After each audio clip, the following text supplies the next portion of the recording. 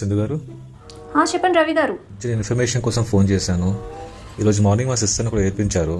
తన ఓరాన్ని చూస్తే కొంచెం మీ హస్బెండ్ లాగా అనిపించాడు. ఆ పర్సనాలిటీ, ఫిజిక్, ఆ హైట్, కలర్.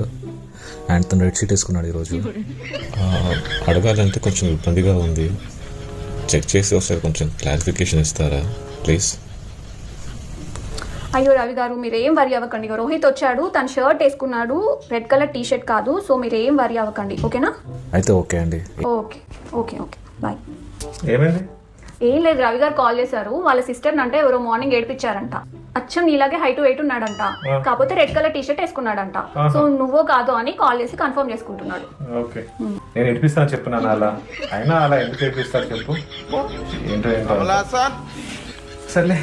ఏంటో వాతావరణం అంతా వేడి వేడిగా చిరాకుంది. ఒకటే చెమటలు వస్తుంది పొద్దు నుంచి.